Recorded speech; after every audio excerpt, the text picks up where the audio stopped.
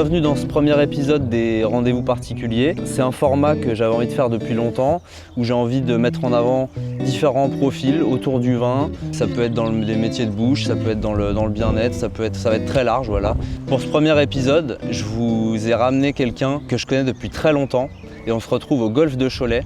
C'est pas un endroit anodin, puisque je suis avec François, qui est chef sommelier au château de la Messardière à Saint-Tropez. Et on s'est rencontrés en maternelle, donc voilà pour l'anecdote, c'est assez incroyable. Et on se retrouve aujourd'hui grâce au vin. Donc merci d'avoir accepté mon invitation. Merci à toi pour l'invitation dans ce bel endroit qui nous rappelle notre enfance. Donc déjà, raconte-moi comment toi t'es tombé dans le vin, parce que du coup je vais le découvrir en même temps que... Moi je suis tombé dans le vin par passion. Je suis tombé en fait en faisant une première visite en Bourgogne, où j'ai eu la chance, grâce au chef sommelier où je travaillais avant, l'Intercontinental de Lyon, okay. Julien Pierrel notamment, qui m'a emmené dans une visite où avant j'étais responsable achat. Et en fait, je me suis rendu compte que c'est un milieu de partage sa passion. Et voilà, c'est quelque chose qui est vivant et qui lie en fait la terre à l'humain, à l'expérience et à des émotions. Et aujourd'hui, c'est vraiment ce qui me plaît dans ce métier. Et c'est vrai que j'ai la chance d'avoir un beau poste aujourd'hui dans un bel établissement. Et je m'en rends compte. Et puis on a la chance de boire de belles choses. Donc c'est le principal. J'imagine. Tu vas nous raconter un peu quelques anecdotes de ce que tu as pu goûter. J'en ai quelques-unes en effet. Ouais, j'imagine. Quel parcours tu as fait pour devenir sommelier, pour les jeunes qui voudraient devenir sommelier? Enfin, qu'est-ce qu'il faut faire par où toi t'es passé en tout cas? Alors malheureusement, moi je suis un peu entre guillemets un extraterrestre, okay. C'est-à-dire que j'ai pas du tout fait de formation. Je suis quelqu'un d'assez autodidacte, qui écoute beaucoup, qui écoute les vignerons, qui écoute mes collègues qui sont sommeliers. Et c'est en échangeant avec différentes personnes qu'en fait on se forme soi-même. Donc bien évidemment, ce qui est important, c'est la formation en école pour être vraiment ultra pro. Mais à côté de ça, je pense que si vous n'êtes pas passionné, c'est compliqué aujourd'hui d'aller au-delà des attentes des clients, d'aller au-delà de ce qu'on peut boire dans l'émotion, etc. Donc je suis un peu une aparté dans tout ça. Mais voilà, moi j'apprends sur le terrain et je me forme au fur et à mesure de mes découvertes de domaine et de mes échanges avec les vignerons et mes collègues et mes sommeliers, etc. Donc voilà, je vis de ma passion, on va dire. Trop bien, mais c'est marrant parce que moi c'est exactement comme ça que je fonctionne, c'est exactement comme ça que je suis arrivé là-dedans, un peu comme tu vois, comme un cheveu sur la soupe, avec juste une envie débordante de découvrir. Et puis en fait avec l'humain, c'est vrai que c'est hyper motivant en fait quand tu rencontres des gens comme ça qui sont ancrés, enracinés et qui sont amoureux en fait de leur terre, c'est magique en fait. Et donc moi pareil, c'est la passion et c'est justement pour ça que j'ai lancé Bien Vivant, c'est pour montrer à tous que c'est possible d'apprendre à déguster, c'est possible de comprendre le vin, le monde du vin, et juste en étant curieux et en étant simplement motivé, quoi. Exactement. Donc je suis ouvert à tous. Voilà, et je suis agréablement surpris de savoir que toi c'est comme ça que t'es... Oui. Je suis assez impressionné, je pensais pas, tu vois, qu'on pouvait... Ça a été une opportunité professionnelle que j'ai saisie du coup. Et aujourd'hui on me fait confiance dans un bel établissement et puis je m'éclate de jour en jour. Et c'est vrai qu'aujourd'hui, de pouvoir vivre de sa passion, c'est assez exceptionnel. Donc non, c'est des belles choses. C'est un beau parcours. Exactement. Donc aujourd'hui, tu nous as ramené une bouteille, parce qu'on va quand même déguster. Il se fait soif. Voilà, et je crois que tu as ramené donc un truc sympa en plus que j'ai pas encore goûté. Donc, exactement, si j'ai essayé de trouver quelque chose qui va un peu dans ce qui te plaît, dans tes idées aussi de vigneron, du respect du terroir, des sols, de la vinification. Et donc je t'ai ramené domaine de la Roche-aux-Moines, les vieux clos. Donc on est situé à Savanière. Donc c'est la famille Joly qui vinifie, qui fait également le clos de la Coulée de Séran. Donc là on est sur un 100% chenin. Sur des sols de schiste, sur des vins biodynamiques. donc voilà, il se tarde de déguster. Magique. Et puis on verra, on va voir chacun ce qu'on en pense, parce que je l'ai goûté hier. Ok. Et ils disent de l'ouvrir pendant 6 jours avant, donc c'est ce qu'on a goûté hier. Okay. La seule chose, c'est voilà, je pense qu'on perd certains arômes, mais c'était très intéressant parce que le vin tenait encore. Okay. Et donc on avait des arômes plus tertiaires, donc très intéressant. Donc là on va voir ce que ça donne sur une ouverture minute, tu vois. Oui. Moi j'aime bien faire le paf. Bon. Santé. Hop. Je le fais pas à l'hôtel. Oui. Je fais que entre nous. Copains, on va dire. Ouais, c'est ça. Hop.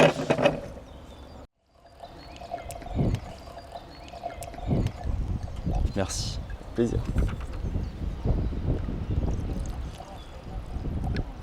Une belle brillance. Ouais. Donc là en élevage, vraiment, ils utilisent pratiquement pas de fût neuf. Ils sont sur des fûts qui datent de 2001. Okay. Donc il n'y a vraiment pas du tout ce bois qui marque le vin. On est sur la minéralité et le respect du terroir pur. On n'est vraiment pas du tout sur le jeu de l'élevage qui travaille le vin. On est vraiment sur le respect du terroir et du cépage, etc. Voilà. Super. Santé. Santé.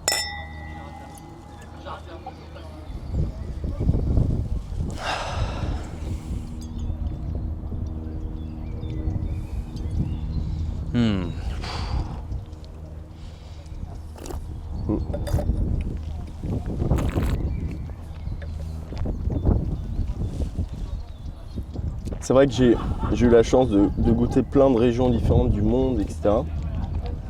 Et en fait, je trouve, aujourd'hui, je me rapproche vraiment plus de là où je viens, tu vois. C'est sûr que ça fonctionne, c'est-à-dire que, tu vois, on est nés tous les deux à Cholet. Et qu'aujourd'hui, vraiment, pour moi, ce qui est important, et ce que je reflète aussi sur ma carte des vins, c'est ce côté vallée de la Loire, qui aujourd'hui a des prix plutôt accessibles. Tu vois, on peut trouver tout et n'importe quoi par rapport à d'autres régions. Mais aujourd'hui, sur mes goûts, et je m'adapte en fonction du client, mais sur mes goûts, c'est vraiment ce qui me correspond le plus.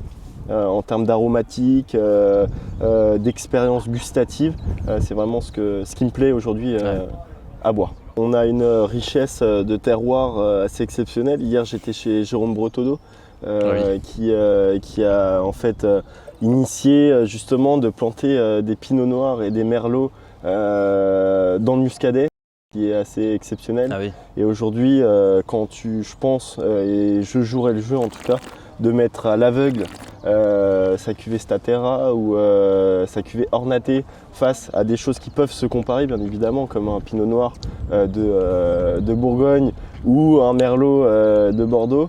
Je pense qu'il y a des choses vraiment intéressantes et ces vins sont d'une justesse et d'une précision assez incroyable. Donc tu peux partir de Jérôme Bretodeau, on est allé juste après voir la coulée de Serran, on est allé au domaine de Bellargus aussi, sur le Layon, sur des vins moelleux aussi où aujourd'hui la qualité a énormément évolué. Je reviens tout juste là de Saumur, donc on a fait Saumur-Champigny notamment au Château Yvonne, où les vins ont une justesse incroyable. Et c'est vrai que les cabernets francs qui sont travaillés à Saumur-Champigny ont un peu de tanin, mais aujourd'hui c'est tellement souple qu'ils se fondent un peu en poussière dans la bouche et c'est assez...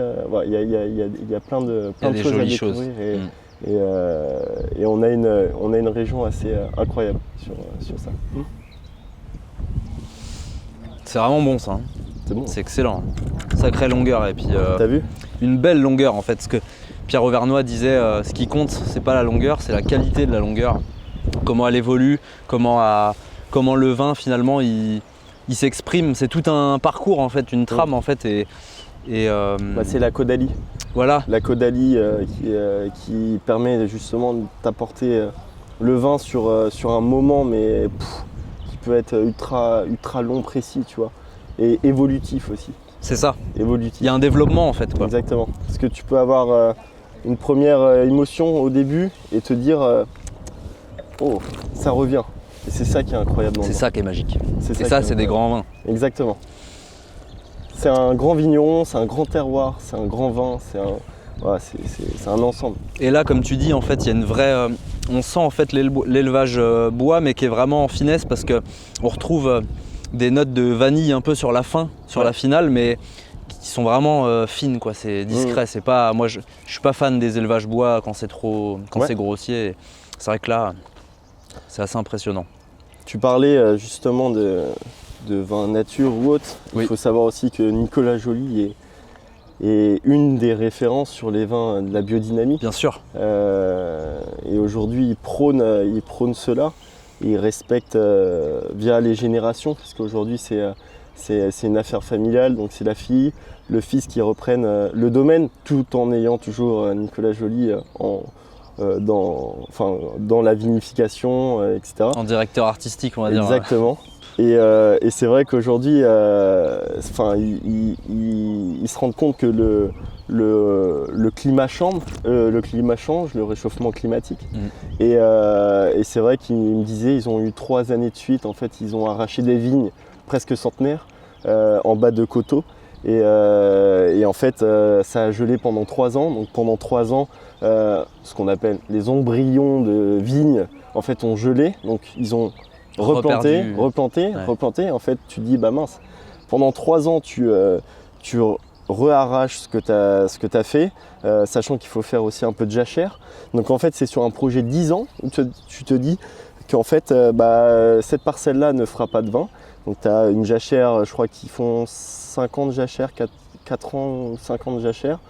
4 ans après pour le vinifier justement mettre les raisins dans la bouteille. Donc tu vois, 8 ans, plus 3 ans où ça a gelé.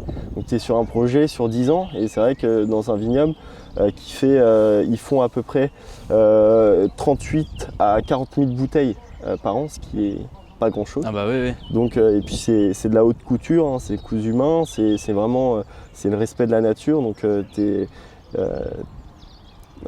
un peu emprisonné dans tout ça c'est pas un business économique, mais ils doivent en vivre aussi. Bien sûr, bien sûr. Donc c'est ça qui est incroyable dans cette expérience, c'est que voilà, il y a un vrai travail derrière et des vraies contraintes liées au climat. Mais ils prônent la biodynamie, ils prônent le bio, ils prônent justement de respecter la nature. C'est des beaux exemples, quoi, des belles réussites justement que ça fonctionne et que la nature fait son travail. Et ça nous rappelle aussi qu'on est tout petit, quoi, et qu'en fait l'échelle du temps, avec le vin, on se rend compte que c'est pas la même du tout. On est sur des longues distances. C'est parfois 5-10 générations, parfois plus. Tu me parlais de Kandansky. Est-ce que tu peux m'en dire un peu plus ? Kandansky, donc, qui est un critique de vin assez connu de l'époque, parce que c'est plus trop d'actualité, on va dire, aujourd'hui. En fait, qui prône vraiment la mise en avant de l'excellence et de l'authenticité des vins et surtout du terroir. Et aujourd'hui, il a déterminé 5 domaines qu'il faut au moins goûter une fois dans sa vie, qui est la Coulée de Serran, Château Yquem, Château de Châlons, qui est également le Montrachet et Château Grillé. Donc aujourd'hui, tu es en train de boire un des 5 vins à goûter absolument une fois dans sa vie. Incroyable. Et alors, en parlant des grands vins, quel grand vin tu as eu l'occasion de goûter? Quelle bonne surprise tu as eu? Quelle mauvaise surprise tu as eu, peut-être des déceptions par rapport à des attentes importantes? Je peux te raconter une anecdote qui est vraie et assez incroyable. J'ai eu de la chance, de par l'établissement où je travaille, de goûter la Romanée Conti. Et donc c'était un client, moi j'en avais une que j'ai vendue l'année dernière et je vous dirai juste après. Donc j'en avais une en stock et ce client décide de la ramener pendant un dîner avec le grand vigneron Roumier que vous connaissez, je pense tous, en Bourgogne. Donc bien évidemment je dis oui, et c'est un très bon client, et bien évidemment voilà, le vin est du partage, donc on l'accepte. Cependant, quand il me le donne, il me demande de mettre le vin au frais et en glace. Donc c'était un Romanée Conti 1998. Donc quand c'est pas ta bouteille et que c'est pas toi qui la paye, tu respectes les exigences forcément du client. Et donc ce fameux client m'offre un verre et je suis totalement passé à côté. Je pense du vin parce que déjà il était trop frais. Je l'avais mis de côté parce que je goûte pas forcément pendant les services parce que c'est des vins qui demandent un peu d'attention forcément, et tous les vins demandent de l'attention, mais voilà, un peu plus de concentration surtout quand c'est ta première fois. Oui. Donc, et j'ai pas eu l'émotion voulue sur cette bouteille en tout cas. Et j'étais resté vraiment sur ma faim. Donc mon objectif c'était vraiment de vendre la bouteille qu'on avait en stock et que j'ai vendue l'année dernière. Et ce n'est pas un mythe. Donc c'était une Romanée Conti 2017. Juste exceptionnel. Donc là c'est pareil, c'était un client qui l'avait acheté. On l'avait mise de côté, donc belle aération je pense d'une heure et demie. Et on l'a goûté avec tous mes sommeliers, on a pris le temps en fin de service. On a mis le nez dedans 6 fois peut-être avant de goûter. C'était juste un moment exceptionnel. Et je pense qu'on s'en rappellera toute notre vie. Parce que c'est pas une. Enfin, voilà, je pense que c'est assez rare de goûter ce genre de bouteille. Enfin, en tout cas, pour le moment, je n'ai pas les moyens de m'en payer. Bah, oui. Mais c'est vraiment les avantages de notre métier de pouvoir partager ça avec les clients. Et là, pour le coup, j'ai eu vraiment une émotion. Alors, c'est facile à dire, hein, une émotion avec une bouteille qui vaut en prix d'achat. Sur le millésime 2017, on était à 1700 € hors taxe. Vous connaissez un peu les prix de revente sur internet ou autre, donc voilà, c'est des bouteilles qui coûtent très cher. Mais voilà, il y avait eu une belle émotion sur ce vin et en tout cas c'était grandiose. Est-ce que tu as eu d'autres émotions un peu de ce niveau-là avec des bouteilles peut-être moins connues? Bien sûr. Qu'est-ce que... Moi, des émotions... J'imagine qu'il y en a eu beaucoup. Moi, personnellement, je n'ai aucune région préférée. Ouais. On a la chance de goûter plein de vins dans le monde entier. Je pense par exemple à un pinot noir de chez Bass Philippe en Australie. Juste exceptionnel, tu vois.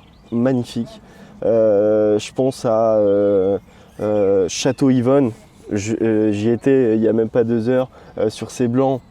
Exceptionnel aussi, vrai travail. Il y a plein de... Après, je peux dire des choses faciles, il faut que j'aille... faut que je me triture un peu l'esprit. Oui, il faut... Si, un domaine juste exceptionnel, qui est assez atypique, qui se situe dans le sud, c'est le Clos Saint-Vincent. De base, j'ai failli te ramener ça. Ok. Parce que je voulais te ramener quelque chose de local, mais au final, ce qui est local pour moi, c'est ici. Oui. Je travaille dans le sud, mais moi, je viens d'ici. Okay. Voilà. Donc, c'est le Clos Saint-Vincent. On est situé au-dessus de Nice, dans l'appellation Bélé, qui est un des maestros de l'appellation, on va dire. Il fait une cuvée Vino Digio. Il fait bien évidemment Clos Saint-Vincent en blanc, en rouge, qui sont magnifiques. Vino Digio, donc on est sur le cépage le Roll, et sur les rouges on est sur les cépages le Brachet et la Folle Noire. Okay. Donc des cépages, je sais pas si tu connais. J'en ai goûté aucun. Mais voilà, assez atypique, surtout pour la région, parce qu'en fait il y a un climat là-bas qui c'est une vallée qui part de la mer Méditerranée jusqu'au sud des Alpes. Et en fait, tu as tout un couloir d'air frais qui te crée justement un climat assez unique là-bas. Et Vino Digio, sur des belles dégustations, ont détrôné plus d'une bouteille sur des beaux millésimes. Et ouais, je pense que ça fait partie aujourd'hui de mes domaines préférés en France ou dans le monde. Mais en tout cas, c'est là où j'ai eu des belles émotions en découverte. Donc, incroyable. Je vous conseille de découvrir ce domaine. Incroyable. On parle de la patte du vigneron, c'est un mot qui revient souvent, mais dans quelle mesure pour toi le vigneron, son énergie en fait, elle influe sur le vin? Parce qu'on parle souvent du terroir, on parle de la façon de vinifier, on parle du cépage, on parle de beaucoup de choses. Mais quand on voit les vignerons, leur énergie, souvent elle correspond hyper bien en fait au vin qu'on déguste derrière. Est-ce que toi aussi tu ressens cette vibe là ou est-ce que Clairement, pour moi, tu vois, l'ADN du vigneron joue énormément sur les vins parce que le vin est une philosophie. C'est-à-dire que tu vas voir un terrain comme ça, tu vas analyser le sol, tu vas dire ok, c'est des schistes, calcaires, peu importe. Et à ce moment-là, tu vas dire ok, orienté est, truc machin. Bon, après, tu as plein de facteurs, comme tu dis, justement, sol, orientation, truc machin. Et à côté de ça, je pense que l'ADN du vigneron se transmet énormément dans le vin. Je pense à un exemple type qu'un vigneron peut impacter sur ses vins, c'est Jacques Sellos. Et j'ai eu la chance de le rencontrer lors d'une dégustation en novembre, où on est allé dormir dans son hôtel, du coup, qui se situe juste à côté, qui est une expérience que je recommande vraiment. Et en fait, c'est un puits de sens, et en fait, t'as juste rien à dire, juste à l'écouter. Et il impacte ses vins parce que c'est des vins oxydatifs, mais une oxydation qui est maîtrisée en fait. Et c'est ça qui est juste incroyable, c'est que je pense aujourd'hui, il n'y a que lui qui en connaît le secret. Son fils, bien évidemment, qui a la transmission aujourd'hui. Mais aujourd'hui, il a une précision sur une connaissance sur ce process justement de vinification et de contact entre l'air et le vin qui est juste unique. Je dis pas que tout le monde ne sait pas faire de l'oxydation, mais des vins oxydatifs. Mais lui, c'est vraiment, je pense, le maître le précurseur et vraiment l'exemple même des vins oxydatifs. Et en fait, quand on y est allé, t'as juste rien à dire, juste à écouter et en prendre note de cette un peu leçon de vie, parce que c'est ça qui est incroyable, c'est qu'il t'explique sa vision des choses et c'est juste exceptionnel. Ouais, ça doit être une expérience Et les vins sont magiques. Magiques. Je recommande de goûter si vous avez la chance de trouver une bouteille, ce qui n'est pas facile. Non. Mais en tout cas, ouais, c'est des belles expériences. Qu'est-ce qui, toi, t'a aidé à devenir un bon dégustateur et quels conseils tu peux donner à des gens qui commencent pour aller le plus vite possible dans la compréhension du vin, etc. Moi, personnellement, j'ai un conseil que je donne souvent et c'est ce que je fais dans mes vidéos. Souvent, je mets le visage des vignerons, je mets la région, une photo de la région, des repères pour mémoriser. Ça aide, je trouve, à avancer dans le monde du vin. Est-ce que toi tu as des choses qui t'ont aidé? Est-ce que tu as des conseils? Alors je pense pas être le meilleur dégustateur, mais il y a 2-3 tips qui sont déjà savoir ce que tu goûtes, rien qu'en mettant le nez, et petit clin d'œil à ma maman, tu vois, mais elle prend le verre, je lui dis c'est un bon vin, et puis mais non. Elle boit direct? Eh oui, ah oui. Le vin se regarde, sent, se regarde, oui, déjà, oui. Se regarde, la couleur, se sent, se goûte. Voilà. Il y a des étapes. Bah oui.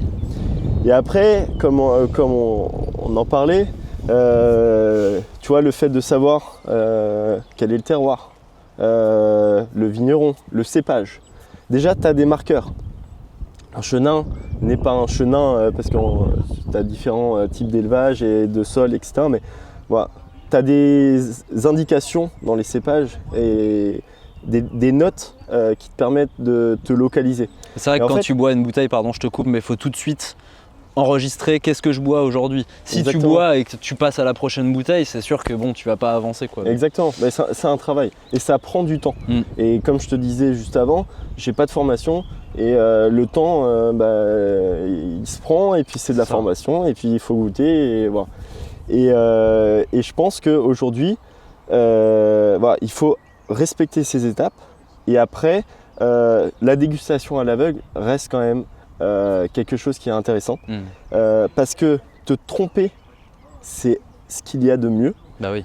Parce que tu apprends de tes erreurs. Et Et aujourd'hui, avec mes sommeliers, on fait pratiquement que des dégustations à l'aveugle. Et c'est ce qui nous fait vraiment progresser.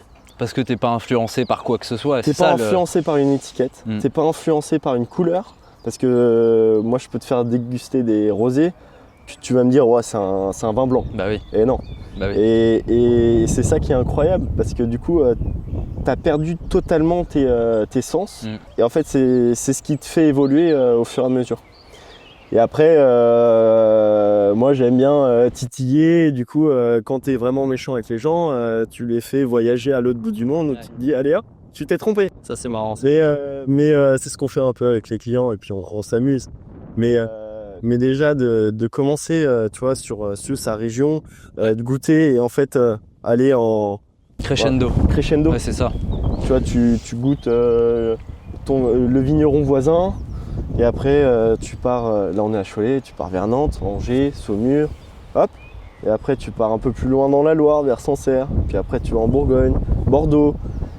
Et après ça te permet de te géolocaliser et puis et d'avoir des souvenirs aussi de ce que tu goûtes. En tout cas, c'est ce que je pourrais donner comme conseil.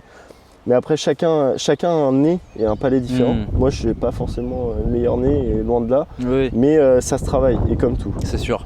Tout se travaille. C'est ce que disait Jacques Néoport, justement. Il disait que c'est exclusivement du travail. Il n'y a pas de don de la nature, en tout cas pour ça. Il y en a qui ont peut-être plus des prédispositions que d'autres, mais globalement, si tu travailles, tout est possible, quoi. Exactement. Et donc voilà, prendre des bonnes habitudes, des bons réflexes. Quand je goûte une bouteille, qu'est-ce que je goûte, ensuite bien respecter les étapes, et puis voilà, comme tu dis, découvrir crescendo. Moi, c'est vrai que je l'ai dit il n'y a pas longtemps dans une vidéo, pour l'instant je dirais pas que je me réserve à la France, mais déjà j'explore la France. Donc là, j'ai commencé par l'Anjou, parce que l'Anjou et le pays nantais, c'est là où je vis. Et puis je fais quelques trips, donc un trip dans le Jura, un trip dans le Beaujolais, pour essayer d'aller attraper une empreinte de cet endroit-là. Et puis petit à petit, j'avance. Mais il y a beaucoup de vins dans le monde entier, donc j'ai vraiment envie de découvrir aussi. Mais déjà, essayer de trouver des repères localement déjà. Et puis en France, on a quand même... je pense qu'il y a quand même de quoi faire, quoi. Il y a de quoi faire, je pense. On a un des plus beaux terroirs viticoles. Ça, c'est indéniable. C'est magique. Très chauvin, on va dire. Oui, bah moi aussi. Mais j'aime les vins étrangers, bien évidemment. Mais voilà, je pense que ça reste des climats qui sont totalement différents. Et en fait, tu n'as jamais fait le tour, parce que chaque millésime est différent.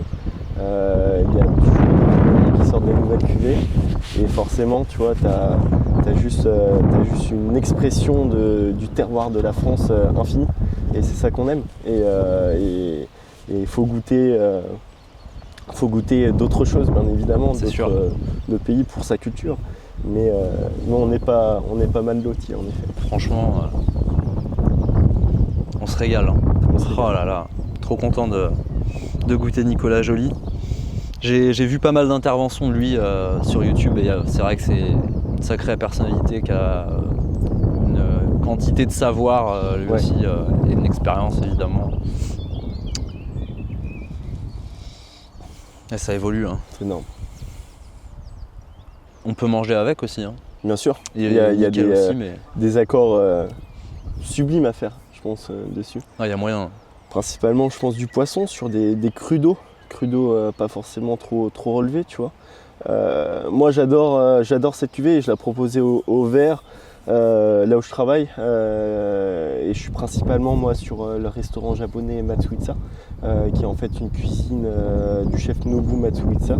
C'est une fusion entre cuisine péruvienne et japonaise. Et en fait, tu as des accords super à faire sur des sashimi, sur les sushis. Mais il faut faire attention en fait qu'il y ait un juste équilibre en fait entre parce qu'en fait dans notre cuisine, on a des sauces qui peuvent être un peu relevées et qui peuvent masquer un peu le vin. Mais avec l'acidité qu'on a dans le vin, il y a des accords juste très précis à faire. Et en fait, je pense qu'un accord mets vin, il y a des règles, tu vois. Mais l'émotion prime avant tout. Et tu vois, j'avais visité Château Yquem il y a un mois de ça. Et j'avais acheté du coup le Sauterne, qui est la cuvée un peu, c'est pas bien de dire ça, mais déclassée Oui. du château Yquem. Et on l'a ouverte samedi en famille avec mes grands-parents, parents. Et j'aurais dit, bon, on va pas faire sucré, on va faire fromage Sauterne. Et je reparle encore de ma mère, elle me dit, waouh, c'est exceptionnel. Et je prends le fromage, j'avais pas encore, je prends le fromage, je prends le Sauterne, je fais match parfait. C'est évident. Et en fait, c'est évident. Mais un accord mets-vent, faut le goûter. Faut essayer. Faut essayer. Parce qu'il y a des choses qui peuvent matcher, d'autres, tu vois, tu vas rajouter une petite plante au-dessus qui va t'apporter un peu d'amertume ou autre. En fait, qui va te déranger et qui va te. Et en fait, voilà, faut goûter les accords mets-vins et c'est comme ça que tu arriveras à créer de l'émotion entre le vin et le plat. C'est un art, ça aussi. Hein. Ça, c'est un art, ouais. C'est une extension du métier, mais qui est. Exactement. Donc abonnez-vous parce que comme vous le voyez, il y a plein de choses à dire. Ce format, il peut marcher avec plein de gens. Dites-moi en commentaire avec qui on pourrait faire ça, quel type de personnes vous verriez, etc. Si ça vous a plu, qu'est-ce qu'on pourrait améliorer, voilà. Si vous voulez une partie 2 avec François, parce que je pense qu'il y a encore beaucoup de choses à dire. Merci Sinclair pour merci à toi François, c'était trop bien. C'est un beau moment d'échange, tu vois. Il n'y a rien de mieux que de partager une bouteille ensemble pour nous rappeler, on parlera de notre enfance après, mais voilà, là on a parlé de notre passion commune et il n'y a rien de mieux en tout cas pour échanger et puis le fait de le partager aussi c'est sympa. C'est le premier format que je fais et en tout cas continue ce que tu fais parce que cool. Il faut rester humble et il faut rester sur des moments de partage et c'est tout ce qu'on veut entendre et je pense en tout cas. Et en tout cas, bravo. 100%. Et continue. Merci beaucoup. Santé. Santé.